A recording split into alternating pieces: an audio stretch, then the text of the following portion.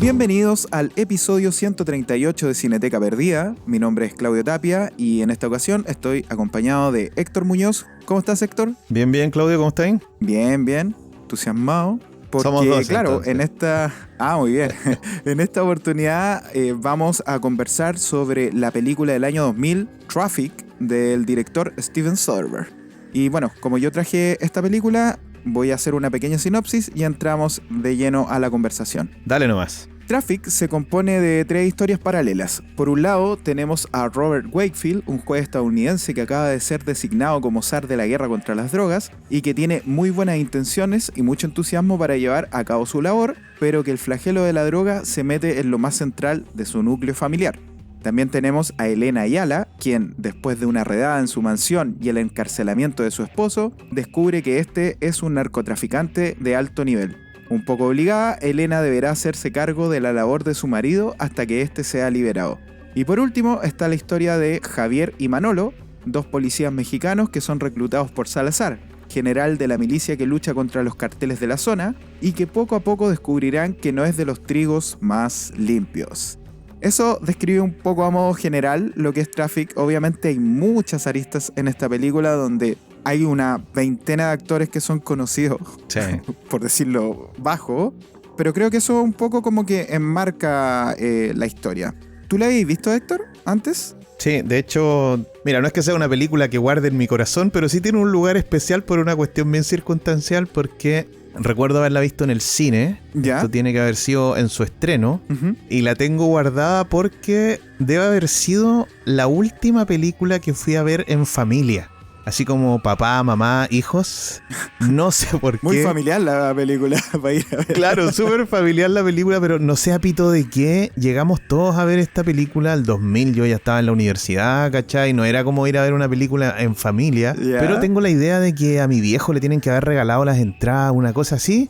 Me acuerdo un día en la tarde, así como de semana, vamos todos al cine a ver una película y era Tráfico. Bueno. Eso, y la tengo así como muy guardada, y desde esa vez creo que nunca más la vi hasta ahora. Buenos años. Exactamente, bueno. A ver, ¿y qué te pareció ahora? Puta, ¿sabes que tenía un buen recuerdo de la película en general? ¿Ya? Me pareció que volví como a rememorar ciertas cuestiones que me pasaron con la película. Bueno, hay varias que seguramente vamos a hablar acá, que tienen que ver con el formato, que tienen que ver con la fotografía. Uh-huh. Pero en general, hoy día la veo como una película que yo creo que entra en una categoría que no sabría mencionar, pero son esas películas gringas que buscan como desnudar una problemática, ¿cachai? O como esas películas que pretenden como destapar la olla sobre algún fenómeno. Y de hecho me acuerdo como que mientras la miraba me acordaba como de estas películas como Crash. No sé si te acordáis de esa película Crash, Vidas Cruzadas, de Paul Haggis. Crash, la ordinaria. Claro, no la de Cronenberg, No la de sino Cronenberg. que es una película sobre la discriminación. Sí, del 2004. Sí, y que se ganó el Oscar, de hecho, y que es una película como que también es coral, ¿cachai? Tiene hartos actores, un tremendo elenco. Uh-huh. Pienso como en las películas de Oliver Stone. ¿Ya? Según yo, tiene como un formato y tiene una forma y un ritmo muy de película gringa que pretende ser como incómoda. Uh-huh. Pero, bueno, digamos las cosas como son. Yo creo que una película incómoda hasta ahí nomás es como El Partido de la Gente. Quiere incomodar a los poderosos. Te fuiste en volada, culiao. Pero bueno, pero sí, vamos, estamos partiendo la conversación, así que vamos a ver cómo salimos de Pero acá. el partido de la gente... No, mejor no voy a decir nada. Sí, entonces me parece que es como de ese tipo de películas que pretenden incomodar, pero de verdad como que al final hoy día, Uh-huh. verla por segunda vez, no sé si logra efectivamente su cometido, ¿cachai? Entonces creo que son películas que pretenden ser incómodas, Uh-huh. pero creo que el objetivo final no sé si es tan bien logrado, pero puede ser también que tenga que ver con que ya hoy día soy bastante más viejo que la primera vez que lo vi. Probablemente la primera vez sí me impactó más, ¿cachai? La historia y todo eso. Hoy día no sé si será tan impactante una película de estas características, ¿cachai? Por eso digo que pretende ser incómoda, pero no sé si lo logra. No sé cuál es tu opinión, parece que contraria a la mía. No es que sea contraria a la tuya. Yo creo que las pretensiones que tú le das a la película creo que son erradas. Ya, creo a que ver. no es una película que quiere incomodar, para nada. Creo que es una película, y es de las pocas películas que lo tiene tan claro, siento yo al menos, que solamente quiere mostrar. Porque, de hecho, es una película que no tiene mucho juicio con respecto a sí misma. pasan las cosas nomás. Es como, esto es muy parecido a la realidad. Y eso es lo otro, que es como quizás muy parecido a la realidad. Y generalmente en nosotros las películas aceptamos estas licencias que se toman los guionistas, los directores, muchas veces con ciertas historias, pero esta película es muy cercana a la realidad, siento yo al menos. Cuando yo la vi también en su tiempo, no sé, a inicios de los 2000, la encontraba bacán, pero delgadita. ¿Ya? Es como al revés de lo que te pasó a ti. Yo en ese tiempo la encontraba como delgadita, como siento que esta película tiene algo especial, pero no tiene como ese peso gravitatorio como para quedarse en tu pecho, ¿cachai? Como para meterse ahí y quedarse ahí estancada. Entonces yo decía, esta película, no sé, es como livianita. Ese era mi veredicto con respecto a la película. Sin embargo, la vi ahora, y ahora me parece que, y creo que lo voy a decir con todas sus letras, con toda la responsabilidad que cae, Dale. creo que es la gran obra maestra de Steven Soderbergh. Lo siento, pero así la vi yo. Por muchas razones, Dale, pasando de lo técnico a lo conceptual y a lo narrativo. Lo técnico, claramente, es un poco obvio en todo caso. De hecho, se han hecho muchas bromas con respecto a cierto argumento visual que tiene Steven Soderbergh con respecto a una de las historias de esta película, Sí. que es ese amarillo de México, Sí. que en realidad no es un amarillo, pero bueno, después han salido muchas películas en donde amarillentan cuando los buenos cruzan México, y es como que, bueno, hay hasta muchos memes con eso, Sí. con respecto a que México no se ve así, obviamente no se ve así, pero Steven Soderbergh lo hace por otra razón, po. Coincidentemente es como medio amarillo, medio como sepia, pero en realidad tiene que ver como con otras razones, po. Me gusta mucho eso, encuentro que es muy inteligente en la película. Encuentro que conceptualmente es muy inteligente, o sea, te muestra como esta zona que es como media fría y triste, que es un poco donde se consume la droga. Sí. Está esta otra zona donde se elabora, se produce la droga, que es esta zona como arcaica, media avejentada, con mucho grano, casi como grabada con una cámara con manivela. Sí. Y está esta otra zona que es donde se disfrutan los, entre comillas, beneficios de vender droga, po, weón. Que es San Diego, que todo es como colorido, es todo como sobreexpuesto, como que el negativo está sobreexpuesto, entonces los blancos están un poquito más reventados, hay mucho glow. Sí. Sí. Y creo que en ese sentido, conceptualmente, la película es la raja, porque técnicamente ayuda a eso. Y lo narrativo, que para mí hay dos cosas esenciales. Las decisiones de Steven Soderbergh en esta película, de cómo narrar, ¿Ya? de la velocidad que le imprime a la narrativa y, obviamente, apoyado mucho del montaje, po. Sí. El montaje es lo que hace que esta narrativa esté corriendo todo el tiempo. En ningún momento se detiene un poco. Bueno, hay veces que se detiene, pero es muy necesaria, son muy necesarias esas pausas. Entonces, creo que la combinación de estos ritmos finalmente hace que sea una película que vaya a un ritmo muy rápido, o quizás no rápido, no me gusta usar mucho esa palabra, un poco vertiginoso, Sí. que de repente con lo que te dicen y con lo que no te dicen, te están entregando mucha información y a veces es difícil como poder procesar todo antes de que venga la próxima escena, pero lo lográis, po, weón. Soderbergh confía caleta en nosotros. Como, weón, no, si este loco va a lograr procesar la weá antes de que llegue la otra escena con un montón de información más. Sí. Ah, Sí. bueno, y la mezcla de todas esas cosas, siento que esta vez le dio un peso mucho mayor, por lo menos el concepto que yo tenía de la película, y siento que es una de las mejores películas de Steven Soderbergh. Creo que la mejor. Ya, te devuelvo entonces el guante porque voy a coincidir en algunas cosas contigo. De Ujú. hecho, creo que es una de las mejores películas de Soderbergh. No las he visto todas, pero sí creo que debe estar dentro de lo mejor. Creo que el montaje es uno de los elementos más valorables de la película. Ujú. Eso mismo que decís tú, es una película súper ágil, sí o sí. Es decir, si alguien no la ha visto y está escuchando esto y quiere ver una buena película ágil, porque es una película larga, casi 2 horas y media, 2 horas 20. 2 horas 20, entonces sí, es una película larga, pero en ningún caso uno se debería aburrir con una película así porque es muy ágil, porque pasan muchas cosas. Como decís tú, también hay mucha información y por lo tanto también, como no tienes muchos descansos en esta película, es mucha la información que hay que ir masticando, entonces también se puede hacer difícil el visionado, pero nunca diría yo que aburrida. Ujú. Pero también me parece que hay dos formas de entender la película, al menos mientras yo la veía esta vez, hacía yo una diferencia. Porque una cosa que decís tú que es súper importante. La película pretende ser objetiva, en el sentido, ¿cierto?, de que pretende tener como este tono medio... documental. Como documental, como reportaje. Claro. De hecho, esa cámara en mano, esa cámara que respira constantemente, como que tributa también a eso. Sí. Entonces, evidentemente, la película tiene esa idea. Ahora, por ese lado, la película pretende entonces ser objetiva, y por eso yo creo que te quita la posibilidad de lograr demasiada empatía con los personajes, que es lo que decís tú, que es una película que queda como livianita, como que pasó por ahí nomás, uno la vio, fue buena película, pero no te quedó grabada. Porque hace que como espectadores seamos más bien observadores de esta realidad, que se nos está mostrando casi como en esa falsa ficción del reportaje, del documental. Entonces para mí la película tiene un tratamiento que por momentos apunta hacia allá.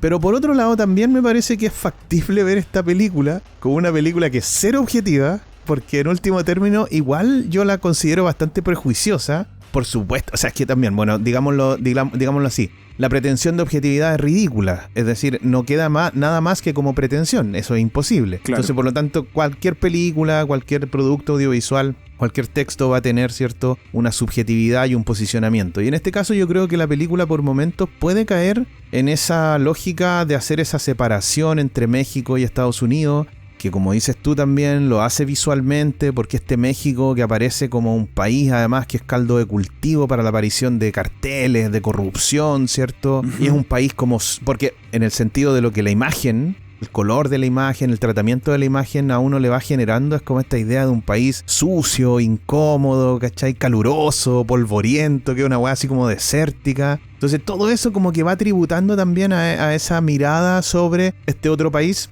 que yo no sé si será la primera película, pero definitivamente, si no es la primera, tiene que haber sido una de las primeras películas que instala como esta mirada con respecto a México, que es la que decís tú también, de que después un montón de películas repiten estos colores cuando estamos, digamos, al otro lado de la frontera de Estados Unidos. Claro. Te muestra como ese lugar como caluroso, como saturado. De hecho, hay una escena cuando el juez va llegando a México, ¿cierto? Y vamos en una toma aérea. La del helicóptero. La del helicóptero es casi blanco y negro. Así falta un poquito de mover la perilla y esa escena se vuelve blanco y negro. Entonces, no sé, tiene como esos elementos que también puede ser bastante prejuicioso. Hacia el final, igual, que lo podemos conversar después, también hay algunos elementos que marcan, digamos, un posicionamiento de la película. No es tan objetiva, pero sí yo coincido mucho con esa idea de que al tratar de abarcar mucho y al tratar también la película de mostrarte como este panorama, casi como si uno estuviera en la vitrina, ¿cachai? Como que estés mirando la película desde la vitrina.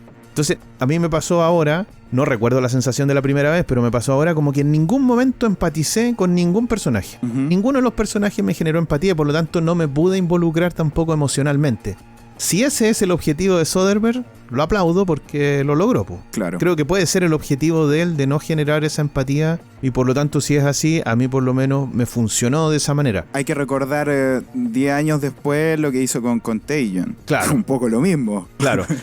Que fue muy criticado por eso. Claro. Pero él suele hacer eso, po. Sí, pues mira, a mí me asalta la duda nomás. Yo no sé si hoy día Steven Soderbergh podría hacer esta película exactamente igual. Yo creo que ha tenido un equilibrio en su cine. Entonces va poniendo un poco de ambos mundos que traían su cine. Esa cosa como más objetiva y subjetiva. Sí, sí. En realidad todo lo que hace es subjetivo, pero el resultado, ese resultado como subjetivo, objetivo. Mira, yo al final cuando terminé de ver la película, el primer pensamiento que tuve fue: esta película es más factual que moralista. Totalmente. Entonces siento que es súper difícil, weón, hacer algo que sea más factual que moralista. Es más, siento que muchas veces los prejuicios que la película nosotros decimos que tiene, en realidad son prejuicios nuestros, no porque nosotros estemos prejuiciando, sino que a través de esos filtros vemos un cierto prejuicio. Porque lo que quiere hacer Steven Soderbergh es como, primero, obviamente la razón más básica para esto era definir dónde estaba cada cosa. Porque decía que si hacía una película toda con la misma fotografía, al tener tantos personajes nos íbamos a enredar más que la cresta. ¿Ya? Y siento que eso es una gran ayuda, partiendo por eso.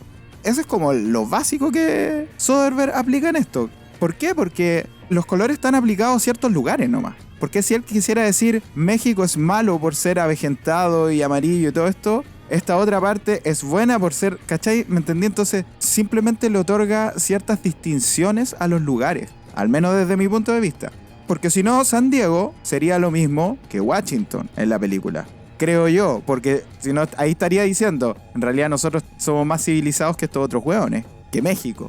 Entonces creo que eso no es lo que hace. Porque al final, y creo que aquí un poquito lo conceptual, creo que lo que hace Steven Soderbergh a una respuesta como global, es decir, da lo mismo lo que tú hagas, en qué zona lo hagas, lo que te rodea, el medio ambiente, es mucho más poderoso de lo que tú puedas hacer. Sea un weón que viene desde Estados Unidos a hacerlo, a una zona que, eso es lo otro, que no es México, por cierto, como lo que se muestra. De hecho, esa parte que tú decís cuando llega a México el helicóptero, por eso probablemente tiene otros colores. Pero ya. la zona como más avejentada y como más, así como grabada con la cámara más mierda, ¿cachai? Es la zona fronteriza, que es donde se desenvuelven casi todos estos personajes mexicanos. Entonces siento que eso, ¿cachai? Como que siento que al final lo que trata de establecer visualmente es lo que trata de establecer conceptualmente. Que hagas lo que hagas contra el negocio de las drogas, jamás lo vaya a poder vencer. Y bueno, hasta ahora el tiempo le ha dado un poco la razón. De hecho, hay una parte muy importante cuando el juez Wakefield está cachando como cuántos elementos contaban para este combate a las drogas, con cuánto presupuesto. Y el weón le revelan que el narcotráfico tenía algo así como 5 o 6 veces más el presupuesto de todo lo que podían destinar como presupuesto para combatir la droga. O sea, weón, era decirle, no creáis que esta guerra la vaya a ganar. Podía hacer ciertas mellas y nada más. Pero esto no vaya a poder ganarlo. Esto no creáis que venía a combatir una guerra y que tenéis 50-50 opción de poder ganarlo. Entonces creo que todos esos conceptos están súper bien aplicados con respecto a la posición visual que tiene Steven Soderbergh. Independiente de que... Porque mira, dale. ¿Qué hubiera pasado? Lamentablemente no pasó, pero ¿qué hubiera pasado si el avejentado habría sido Washington y México hubiese estado en azul? Creo que ni siquiera nos estaríamos como cuestionando eso. El problema es que, claro, se prostituyó mucho eso de poner siempre México como con esta cosa media beige, media amarillenta, ¿cachai? Polvorienta, además. Y más encima estaba hablando de tráfico, entonces la frontera es crucial, po, weón, ¿cachai? No sé, a lo mejor estoy equivocado, pero a lo que voy es a que quizás Steven Soderbergh no tenía esa intención. No sé si la tenía o no la tenía. Solo sé lo que podemos interpretar nosotros, po, weón. Y lo que tú dices, creo yo, que es tan válido quizás como lo que yo pienso que hizo Soderbergh con la película. Sí, es que mira, de todas maneras no... O sea, para que se entienda, yo la película la encuentro súper buena, así que cualquier crítica que estoy haciendo es como para también jugar con lo que la película nos presenta, pero claro, yo tampoco planteo la idea de que esto está hecho a propósito desde como un prejuicio evidente, sino que, bueno, de hecho la lógica de los prejuicios es que aparecen incluso cuando uno no quiere, po. Se entrometen, ¿cierto? Y hacen zancadillas incluso cuando uno los quiere evitar. Pero bueno, eso me parece que es una discusión de todas maneras abierta. Yo creo que hoy día hacer una película así generaría un escándalo, al menos en términos mediáticos, ¿cachai? Como miren cómo nos están representando, porque hoy día, por supuesto, los ánimos, ¿cierto? Exasperados por cualquier cosa y por cualquier tipo de representación. Entonces, ese tipo de representaciones hoy día yo creo que serían problemáticas. Y serían problemáticas porque lo más probable es que uno pudiese decir, aquí se está dejando ver, ¿cierto? Un prejuicio o algo por el estilo. Un alcance con eso. Dale. Porque probablemente si Steven Soderbergh hiciera la película ahora, no pondría a México con ese tono, ¿cachai? Porque ya es sabido de que México representado así es un error. Pero estamos hablando muchos años después de que la película se estrenó. Y yo, insisto, no sé bien, pero creo que es una de las primeras películas, o al menos una de las primeras películas como muy conocida o como que la rompió en la taquilla, que representaba a México así. Sí. Entonces, probablemente él lo hubiese hecho al revés en este tiempo. Claro, pero mira, de todas maneras, y te voy a plantear la pregunta entonces igual, porque tú también dices que no hay como un juicio moral, lo cual yo creo que también se puede ver así a propósito de esa idea de objetividad que pretende la película. Pero yo siento que igual hacia el final va teniendo, o sea, te deja caer una especie como de elemento moral o de moralina con la historia del juez Wakefield. ¿Ya? Y en la historia con su familia. No sé si tú lo viste así, pero el desenlace de esa historia, y no sé si está bien que nos vayamos directo al final, ¿no? Sí, dale, no. Mira, la cuestión es así porque el final de la película tiene que ver con cómo este juez decide no sumarse a este juego y en el fondo como a esta cuesta arriba que tiene, porque tiene que luchar contra una maquinaria que lo supera en todo sentido. Claro. Que de hecho es el diálogo que tiene en el auto con el pendejo. Que el pendejo le dice, bueno, estáis peleando una guerra que perdiste hace rato. Es decir, no tenéis cómo contrarrestar esto.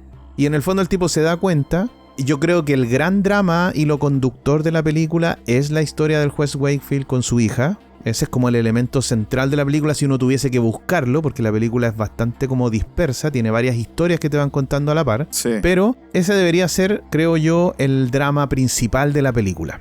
En la mitad de la película, de hecho, es cuando el juez Wakefield descubre que su hija, o la descubre en el baño, ¿cierto?, con las drogas. Sí, pegándose un pipazo.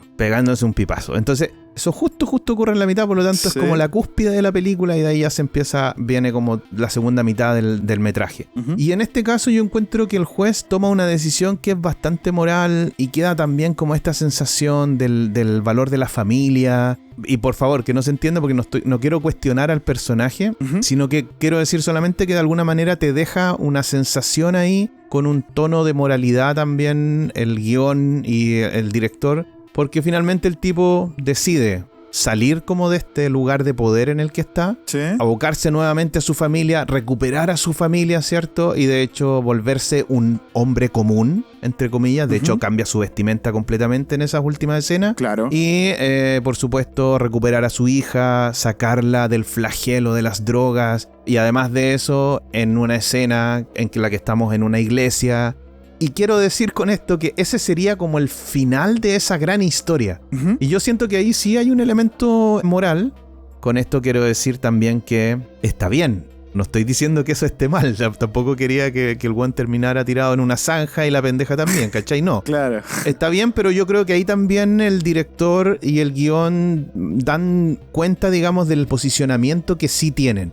Finalmente la película sale jugando por ahí. En este rescate como de la familia, de ciertos valores, igual de lo que eso puede ser representar, con el tema de la iglesia. Claro, son pequeños símbolos que podrían llevar a pensar eso. Sí, claro. Está claro, yo lo comprendo completamente, sí. Pero no sé si tú lo veías así o si te parece que la película también como que se posiciona desde ahí, porque yo siento que en ese aspecto no es una película del todo objetiva, pues, sino que plantea una idea que es completamente loable, ¿cachai? O sea, no soy yo el que hizo la película ni el guión, así que puede ser esa salida, puede ser otra. Ahora que tú mencionáis esos elementos, como que probablemente cuando la vea de nuevo voy a estar fijándome en eso. Pero en su momento, ahora que la vi, no me provocó nada, weón. Porque además creo que hace algo muy inteligente Soderbergh, que es como... Generalmente en la película él está con mucho plano general. De hecho, este plano como documental en donde tú pones como elementos en la cámara, ¿cierto? Sí. Antes del personaje, para que pareciera como que eres un fisgón. Claro. Y siento que acá tiene unos primeros planos como que ya entra como a la persona. Entonces, esos elementos no me sugirieron nada. Ni siquiera los vi probablemente. Ya. Por ejemplo, ahora que me dijiste se cambia de ropa, como que mi cabeza hizo como... Ah, sí, pues se cambia de ropa. Claro. Tiene otra ropa. Anda sin corbata, ¿cachai? Yo no le veo mucho lo moral porque muchas veces... Es que ese es el punto.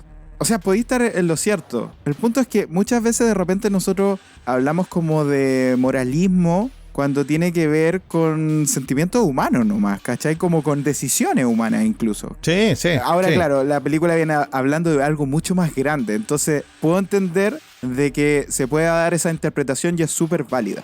Ahora, yo igual siento que independiente de que probablemente él tenga muchos más minutos en pantalla y todo eso, creo que más allá del protagonismo, la historia como más importante podría ser la de Javier, la de Benicio del Toro, o no sé si es por la actuación del weón. Es máquina. Pero me gusta mucho esa historia. De hecho, me encanta como parte de la película, weón. Yeah. ¿Te acordás? Como parte de la película con una frase de él, po, weón. Sí. Que dice, anoche tuve una pesadilla más fea. Sí. Y como con ese tono que trata de hacer como mexicano, pero le sale medio colombiano, pero está bien, ya, igual. Sí, Benicio del Toro creo que no hablaba español, o no hablaba mucho español. Y tuvo que aprender para esta película. Sí. Y me gusta mucho la historia de él. Me gusta mucho que comience y termine con él la película. Bueno, es que de hecho esas tres historias que tú mencionaste al principio, o sea que la sinopsis nos cuenta, son las tres historias y son estos tres personajes que están en una encrucijada. Pues cada uno carga una mochila y cada uno se encuentra en un momento, en un nudo crítico que tiene que desatar. Pues en el caso del personaje de Benicio del Toro, Javier Rodríguez, que este policía, ¿cierto? Que por lo que sabemos desde el principio, no es un gran policía, ¿cierto? Sino que es casi como un policía ahí, casi de tránsito. No es un tipo que tenga un carrete, digamos, en la fuerza policial. Yo discrepo con eso. Yo creo que lo que muestra la película es que es un gran policía. Pero en el oficio, no es que sea un tipo que tenga, digamos, autoridad. Ah, ya, tú decís como, ya, ok. No, sí, el tipo,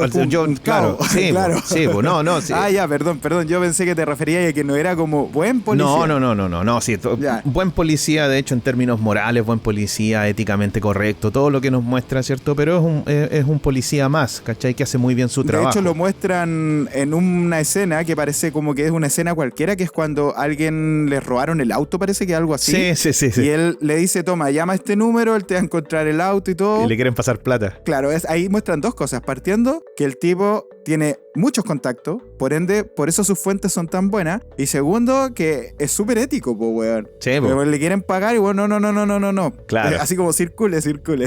Ya, dale nomás. Claro, y ahí entonces aparece como esta disyuntiva en la que entra él, porque efectivamente él quiere pelear contra los carteles y la droga, y se da cuenta que la DEA, que los carteles, que los que deberían hacer una cosa hacen otra, claro, que los buenos no son tan buenos, que los malos no son tan malos, ¿cierto? Y que al final entonces él tiene que tomar una decisión de con quién se casa, ¿cierto? En qué lugar se queda de esa disyuntiva. Claro. Por el otro lado está el papel de Catherine Zeta-Jones. ¿Elena se llama ella? Sí, Elena. Elena, que claro, se entera de que su marido lo toman detenido porque tiene los negocios, ¿cierto?, vinculados a la droga. Y bueno, le pasa lo mismo, es decir, ¿cómo claro, sobrevivo en este estilo de vida que tengo si no tengo nada? Es decir, todo lo que tengo es porque mi marido lo logró de manera trucha o no, pero lo logró él. claro, Y yo no tengo ninguna posibilidad de subsistir, soy una mujer embarazada y tiene que tomar entonces una decisión de si se sale de todo ese mundo o si se queda metida adentro hasta las patas. Hay un código un poquito moral ahí, porque también ella no es como que decida quedarse, porque también es amenazada. Sí, po. Ella tiene que entregar un montón de plata que tenía que entregar su marido, y tiene que hacer esa plata, y tiene todo congelado, pues todas las cuentas, Y todo, no tiene de dónde lo sacarla. típico, claro, no tiene de dónde sacarla. Claro. Me gusta mucho eso, porque como que de alguna manera está obligada, pero no está obligada. Sí, po. No sé si me explico, es como Sí.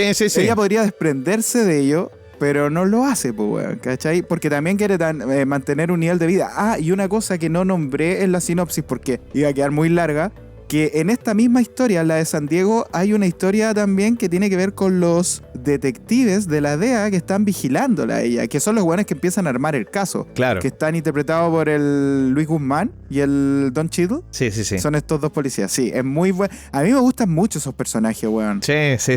En general, yo creo que la película, si hay algo también que yo rescato, además del montaje, son las actuaciones. A mí me gustan mucho las actuaciones en esta película porque Sí. las encuentro súper medidas. Sí, ¿Cachai? En ¿cierto? ningún caso esta película te muestra actuaciones como sobrecargadas, no, todo lo contrario, son actuaciones muy, muy medidas. Los diálogos son muy buenos, son muy aterrizados. Sí. Es decir, todas esas cuestiones me parecen súper positivas. Bueno, y para cerrar entonces Sí, lo que estaba diciendo, el último dramón entonces, o el personaje también que se encuentra como en esta encrucijada, que es el que ya lo habíamos dicho, el juez Wakefield, que tiene que ver entonces qué es lo que hace, si aboca todo su esfuerzo a combatir la droga a nivel macro, y eso implica dejar a su familia de lado, o abandona esa gran lucha y lucha entonces por recuperar a su familia. Y de hecho él lo dice porque en el discurso final, es decir, cuando él ya se da a entender de que renuncia a este cargo, él dice, es decir, no puedo convertir a mi familia en mi enemigo. Es decir, si esta Claro. va a ser mi guerra, mi familia va a ser mi enemiga, porque en mi familia tengo metida la droga. Sí, es potente esa frase, weón, en ese momento. Es muy potente porque a los gringos les encanta esta weá como de los discursos, Sí. que yo odio un poquito en las películas gringas. Pero esa parte, esa frase, es muy la cagada. Como Sí, que no, y es ahí súper yo me fui concreta. a la mierda, weón. Sí. A mí en esa parte, por eso digo también los diálogos, como que toda esa parte del guión que tiene que ver como con la dimensión del diálogo, de lo que dicen los personajes, la encuentro la raja. Es decir, por ejemplo, en esa escena, que otro director, otro guionista te la convierte como en una cuestión grandilocuente, como decís tú, porque es un discurso, ¿cierto? Porque está la prensa, porque lo están mirando. Claro. El tipo dice una frase clave y es como al hueso nomás, y se acabó. Sí. Y entonces me voy, no tengo que seguir aquí haciendo una declamación sobre algo y sobre la moral y todo. Claro. El tipo lo plantea y dice, yo tomo este camino que en el fondo es ir a buscar a mi familia y recuperarla porque tengo la cagada allá, y porque si tengo la cagada allá, por supuesto no puedo hacer esta otra pelea que me están pidiendo, que además es una pelea que no tengo por dónde ganar, por lo que he sabido hasta ahora en ese momento el tipo, porque además el weón fue a meter las patas al barro, pues sí. Para encontrar a la hija el weón tuvo que ir a meterse a los suburbios y a cachar cómo era. Y yo creo que ahí también ese es un golpe de realidad para ese personaje, y por supuesto el haber encontrado a su hija en el baño drogándose, ¿cachai? Qué gran actuación de la pendeja, igual muy bueno. Oye, hay un momento que es como el gran momento, creo, de Michael Douglas, que es cuando ella encuentra a su hija prostituyéndose, drogadísima, durmiendo, y ella como que le hace cariño y despierta. Pero así como por un segundo, y le dice, hi, daddy. Sí. Y el weón le dice así como, hi, sweetheart, ¿cachai? De vuelta, ella se vuelve a dormir y el weón no aguanta más y se echa a llorar encima de ella así, weón. Sí. Conche tu madre. Qué doloroso, weón, qué doloroso. Por eso te digo que como que enlazado con eso, las decisiones que toma como al final la película no me parecen como moralistas, ¿cachai? Probablemente es como lo que cada uno haría, weón, siento yo. Y bueno, y lo otro también que te dice la película, que de alguna manera la única forma de ganar este combate a las drogas es quitándole a los clientes, pues, weón, a las drogas. Claro. Es decir, sanando a la gente que está metida y evitando que la gente lo haga, ¿cachai? Y si tú le quitáis clientela, bueno, obviamente el producto no se vende, pues, ¿cachai? Creo que por ahí también va. Al final la lucha contra la droga, ¿cierto? En este caso es una microguerra, pues. Tenéis que darla en tu círculo más cercano. Claro. Esa es la pelea que hay que dar.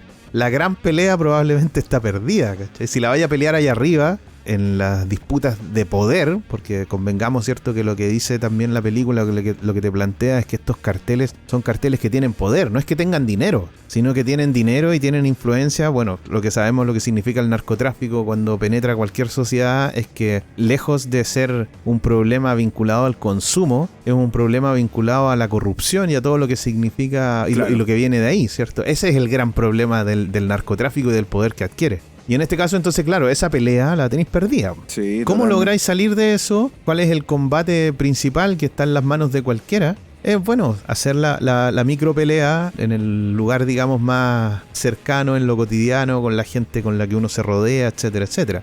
Ahí donde también quizás la película me queda un poco corta. No sé, es que mira, no quiero seguir apaleando la película porque creo que es una gran película, pero no sé si te muestra una salida. En el sentido de que es una película que por todos lados te dice que el consumo de drogas es absolutamente nefasto, por todo lo que te muestra la película. Uh-huh. Y yo no sé si esa weá será tan así.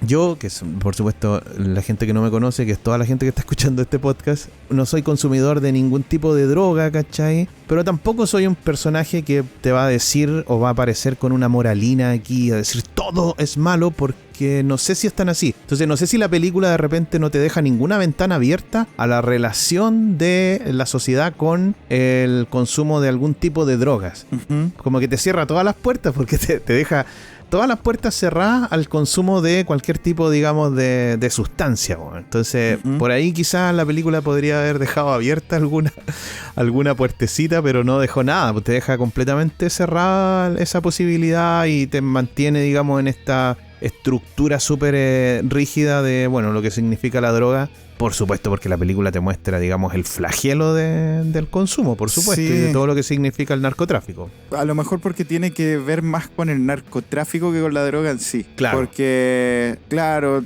un poquito que hubiese abierto esa ventana y es como un disparo al pie, pues, weón. Sí. Entonces, si la película está hablando de un tema, creo que no debiera abrir muchas ventanas como para que se pueda alguien meter a cuestionar, así a meter la cabeza así como, oye, weón, ¿qué estáis hablando de esto? Claro. Siento que quizás es por eso. Es como una especie de escudo, sí, para no rajar la película desde alguna arista, pues, weón. Oye, no hemos hablado nada del montaje, pero yo encuentro el montaje de esta weá es una cosa, pero increíble. A mí me encanta. Bueno, Soderbergh venía de hacer The Limey y un poquito antes Out of Sight, que son dos películas con las que juega mucho con el montaje. Y en esta lo aplica... Bueno, Soderbergh, esa es la otra wea. Soderbergh estrena esta película el mismo año que estrena Erin Brockovich. Tenía estaba haciendo dos películas. Bueno, increíble. Y me gustan mucho algunos momentos del montaje de Stephen Merriam, creo que se llama. Sí, Stephen Merriam. sobre todo hay algunos momentos en donde está súper bien enmarcado cuál es la tónica del montaje.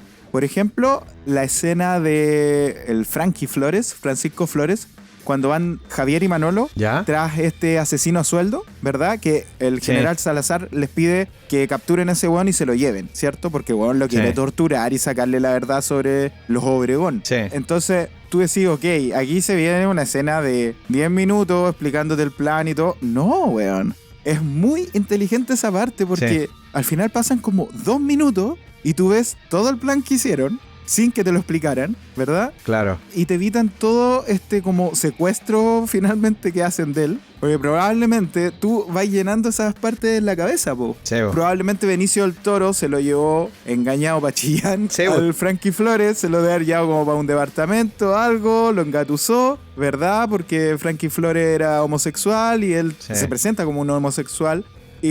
Todo eso no está en pantalla y tú sabes qué pasó, po. Sí. Tú simplemente ves a este weón coqueteando, ¿verdad? Y de repente lo ves en el auto vendado y lo llevan ahí por el desierto hacia... Y acto seguido el weón lo están interrogando y torturando. Sí. Y más encima ese weón que hace como de soldado, no recuerdo cómo se llama, que es el que le dice a Manolo cuando lo pilla sentado en el restaurante, le dice: ¿qué hubo, Manolito? Ese weón... Es muy buen actor, weón. Pero bueno, no, en realidad es que todos actúan increíble en esta película. Si ese es el punto que tú decías y que te encuentro toda razón. El general Salazar, weón, es un viejo recuerdo. Sí, en la raja el papel, weón. Cuando le habla a Benicio del Toro y va golpeando con la uña en este como libro que tiene. Sí. Y le va hablando. Y es como casi como que tuviera su propia banda de guerra mientras le habla, weón. Oh, conchetumare, weón. No, es muy, muy bueno. Me gusta mucho eso. Y también lo otro que hace mucho Soderbergh, aunque claro, Steven Soderbergh siempre lo ha hecho un poco en su cine, que es sobreponer diálogos de lo que está pasando en una escena posterior, pero todavía mostrándote la escena anterior. Sí. Entonces eso aplica una economía de tiempo muy bacana a la película. O sea, esta película, con cualquier otro tipo de edición, tú tenés 3 horas por lo bajo. Sí. Esta misma película, ¿cierto? Sí. Entonces tiene toda esa economía de tiempo. Y lo otro es la puesta visual, pues, weón. O sea, partiendo por lo del helicóptero, esa bajada de helicóptero yo creo que nunca la he visto. Yo creo que la copian, no sé, en Stranger Things. Ya. Esa weá como el Upside Down, ¿cachai? Sí. Un poco así, pero esa weá como de, weón, este weón viene del otro lado del mundo, porque así se ven esos dos mundos, pese a que están al lado, ¿cachai? Sí. Y te viene a poner la pata encima, po, weón. Sí. Es como el gran weón que viene volando a esta cosa como disminuida, a esta cosa que está debajo, ¿cachai? Y queda amarilla, además. El tema del montaje, o sea, yo creo que la película es arriesgada en el siguiente sentido. Es una película arriesgada porque tiene mucha información, porque es una película que te cuenta muchas historias a la par, y que por esas características es una película que depende y se sostiene mucho en un buen montaje. Claro. Y en este caso yo creo que lo logra muy bien, sobre todo porque no es una película que te sobreexplique nada. Exacto. Es una película que te va presentando a goteras, pero con esas goteras uno entiende al menos como la película completa, ¿cachai? Hay detalles, por supuesto, porque avanza muy rápido por momentos, se te pueden ir quedando como nombre, se te puede ir quedando algún detalle de quién es quién, pero más allá de eso, con ese tipo de montaje y con la cantidad de información que hay, yo siento que uno no se pierde, es decir, uno logra entender el grueso de la película y eso está todo ahí. Es aplaudible, digamos, ese tipo de montaje con ese riesgo que tenés, porque como decís tú, al final otro montajista te sobreexplica la película, claro, y te la hace de 3 horas y media porque tiene que explicarte todo de nuevo, ¿cachai? Cada vez. Sí. No, es un gran montaje de la película. Es como una película que cayó justo en las manos perfectas. Sí. De un weón que venía experimentando con el montaje 5 o 6 películas atrás. Sí. Entonces cayó justo en las manos de él y resulta de lo más brillante de la película. Pese a que yo creo que los elementos en general de la película están muy en equilibrio. Pero lo del montaje igual sobresale mucho, weón. Creo que ganó el Oscar por montaje. Sí, ganó el Oscar. Ganó 4 Oscars. Esta película está nominada a 5 Oscars. La única que no ganó mejor película porque ese año ganó Gladiador. Cacha. Pero ganó mejor montaje, mejor actor secundario para Benicio del Toro. Sí. Y mejor director. Ya, sí, además. ¿Tú cachai que generalmente gana el mejor director en los Oscars cuando tenía un elenco grande y todo eso? Entonces como que los buenos piensan, uy, hay que ser buen director para dirigir tanta gente. Buen lobby. Aunque hacerlo, pero igual. Oye, ¿sabes que ahora somos 2, weón, y se nos pasa el tiempo más rápido? Yo quería destacar como esos elementos, porque sí, en general la película me gusta mucho, weón. Ah, bueno, aquí sale la Viola Davis en un papel Sí, muy weón, chiquitito. sí. ¿Cierto? Sí, Pero es muy weón. decidor el papel también. Y este es el debut de Topher Grace. Yo no sabía eso. Ah, Hace de un chuche su madre tan pesado, el típico cuico, weón, Sí. de las Condes, weón. Conche tu madre, weón, pesado. Qué weón más desagradable. sí, weón, sí. Ah, y otra, que es una de las grandes tomas de la película, es cuando Javier viene escondido en la maleta para ingresar a Estados Unidos. Sí. No, creo que al revés. Pero no me acuerdo bien. No, Sí, parece pero que era cuando para se va salir de en Estados se va en la Unidos maleta, sí. para volver a México, claro. Y la cámara hace un paneo gigantesco en el peaje, de verdad que es el peaje, Sí. que es la zona límite de Estados Unidos con México, y llega hasta el auto de Catherine Zeta-Jones, hasta el auto de Elena, que viene como devolviéndose a Estados Unidos después de su veras. reunión con Obregón. Es muy buena esa parte, weón. Me recordó como Sicario, pese a que no tiene nada que ver, Sí. pero me recordó esa parte, quizás porque están filmando en el mismo lugar, pero me recordó mucho eso. Sí. Tiene grandes momentos la película. O por ejemplo, cuando Caroline, la hija del juez Wakefield, Sí. se pega la primera falopeada ahí de crack y le cae una Weón, qué lagrimita. notable. Weón, Nunca olvidé, yo ay, sí. nunca, jamás olvidé esa escena desde que la vi, weón, hace más de 20 años. Me quedó grabadísima Sí. esa weón. No, la cagó. Sí. Bueno, yo por mi parte, al menos, recomiendo mucho esta película. Siento que es una de mis favoritas. No, es mi favorita de Steven Soderbergh, sí. Ahora que la vi. Antes quizás habían otras favoritas, quizás de Laimi, por el hecho de arriesgarse con el montaje, pero creo que acá no solo se arriesga con el montaje, sino que también le resulta una muy buena obra. Creo que es muy trascendente además. Sí. Independiente de si estoy de acuerdo o no con las fallas que Héctor vio, yo no las vi, así que no importa. Las recomiendo totalmente. Voy a hacer como que no escuché a Héctor, Si no lo veo, no pasó. claro. Así que eso, no, la recomiendo con muchas ganas.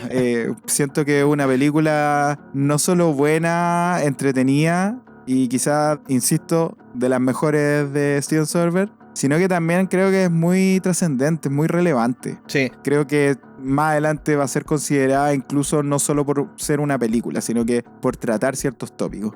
Así que eso yo lo recomiendo mucho. Ser un documento. Sí, probablemente. Sí. No, yo igual, mira, más allá de los baches que le puedo haber encontrado a la película, la recomiendo 100%. Totalmente. De hecho, es una lección de cine esta película. Sí. En muchos sentidos, o sea, en muchas de las cosas que hemos dicho es una lección de cine. Es una gran película para disfrutar, porque todos los puntos altos que hemos dicho la hacen muy disfrutable, y es una película muy ágil, es muy rápida. No es precisamente una película de acción, para que quizás alguien ha escuchado todo este podcast y no la vio. Es un thriller por momentos. Exactamente, no es esa película de acción, de policía, ¿cierto? Que se van a andar buscando y a balazos, qué sé yo, y persecuciones. Ujú. Para nada, es una película que tiene una dinámica que está completamente aterrizada en el montaje, las actuaciones y en los diálogos. Claro. Y eso la hace muy buen ejercicio cinematográfico. Ay, recordé un ejemplo en donde A ver. la película podría haber contado cómo Caroline, la hija del juez, llegaba a la casa, se metía a la pieza, robaba joyas Sí, y con eso se iba a comprar droga y eso, ¿verdad? sí. Y lo hace tan dinámica esa parte porque el juez está hablando por teléfono un problema que tiene que ver con la película, pero a la vez su esposa se da cuenta de que el joyero está abierto y se lo muestra. Y con eso Sí. tenéis toda la información. Claro. Eso es cine. De más, Lo pues, de siento, más. pero tenía que destacar esa parte. Me gusta mucho, weón. Sí, buenísimo. Bueno, hasta ahí llegamos con Traffic. Queremos también recomendarles que vayan a escuchar el álbum Esencial, nuestro podcast hermano, que hablan de disco ahí los muchachos. También les recomendamos el podcast Se Escucha Desde Acá, de los amigos Carlos Huerta y Felipe Chandía. Es muy entretenido. Tienen un episodio semanal, al igual que este podcast. Y los dejamos invitados para el próximo episodio, donde se va a conversar de Perfect Blue, de Satoshi Kon, del año 1997. Vaya a Sí. vaya a verla si no la ha visto. Sí, ahí va a estar Manuel Cabrales y... Ah, chuche, yo. ¿Verdad? Yo voy a estar... Y el yo nunca la he mismísimo. visto, weón. Así que No te es puedo mi creer. primera vez. Nunca la he visto. Genial, no, weón. increíblemente. Ya, dale. Es que tengo cierta versión ahí con el anime. No, buena película.